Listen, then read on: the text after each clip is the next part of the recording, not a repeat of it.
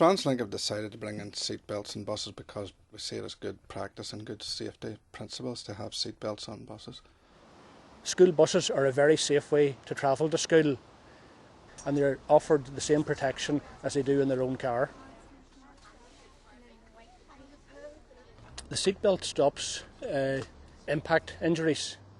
It stops the person from being ejected from the vehicle through a window, and it also holds them in the seat of the vehicle in the bus in the event of a collision where the bus would overturn or roll. If you're in a bus without a seatbelt on, you're sitting in the seat and it crashes at 40 miles an hour, your body will continue to move forward at that speed and probably hit the seat in front, the back of the seat in front. Many people will kneel up on seats, perhaps facing behind. If the bus should crash at that speed, then you could be catapulted over the seat in front.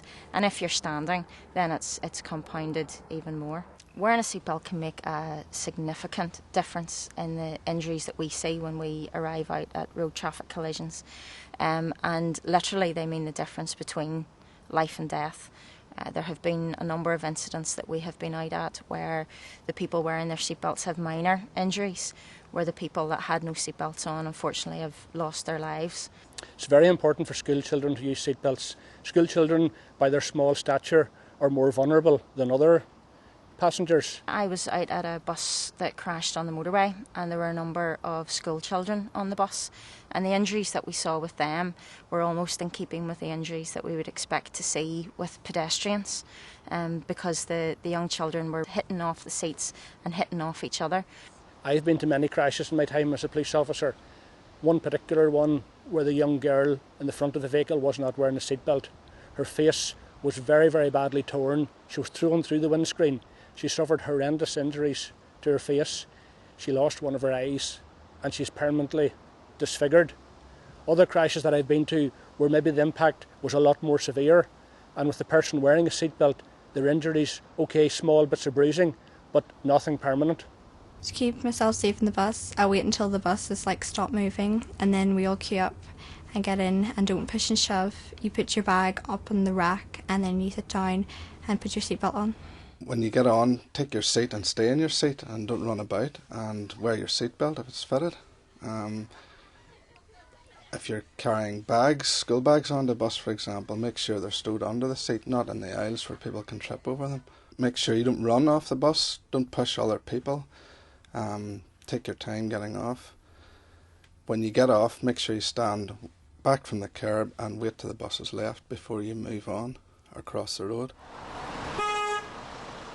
Thankfully, bus emergencies don't happen that often, but when they do, it's good advice to be prepared for it. Be familiar with the position of exits. Normally there's one at the back on the opposite side of the bus from the main entrance door, and in a lot of buses you'd have one up the side, an emergency window or a skylight. If a bus is involved in a road traffic collision, there will be two types of evacuation. The first one would be where the bus is on its four wheels upright. The children need to listen carefully to the bus driver. That's their first point of contact. He knows his bus, he knows what's going to have to happen. They need to take the instructions from him. Then when the fire and rescue service and any of the other emergency service arrive, they need to listen very carefully.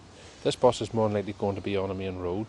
Now, if the children just get out and wander about, they're increasing danger to themselves and any other members of the public or emergency services. The second type of evacuation is where the bus has gone onto its side. It's not just as easy as walking off a bus. People are going to be trapped, people are going to be injured. The bus is on its side and we're going to have to take people out, the children out through the windows. But they need to be calm, listen to the commands. In that type of situation as well, you need to be aware of you may be some distance from the ground if you're getting out onto the side of the vehicle, so you have to be extra careful. Any road traffic collision has the potential for fire, and we would say that if they are able to disembark the bus themselves, they should do that. That lessens the chance of them being trapped in a bus. Going back in for any of their belongings, I would say no, leave it. If somebody's trapped, we will get them out. We will attend along with the police and ambulance, and we will assist the others to get out of the bus. They need to get out, get to a safe area and stay there so that they can be accounted for. If they wander off, we will assume that they're missing, trapped, possibly under the bus. So we need to take a head count. They need to stay in the vicinity. Very often whenever we arrive at an accident, or somebody who has a medical problem and they're unconscious, or they're not conscious enough to tell us who to contact. We have an acronym, ICE, which stands for in case of emergency, and it's something that we would look for in somebody's mobile phone. It's not difficult. You just save the number of who you want us to contact in case of emergency in your mobile phone under the name of ICE, and that will be who we'll try and contact should anything ever happen to you. You're probably well used to wearing your seatbelts in your car, so it's no different in a bus, and it's the way to be safe. Just put your seatbelt on and keep it on for your entire journey. You should wear a seatbelt on the bus, just if there would be any accidents then you'd be safe. You could die or hurt people around you if you don't wear your seatbelt. If you don't wear a seatbelt, there could be, you could get seriously hurt if there was an accident, and for other people's safety.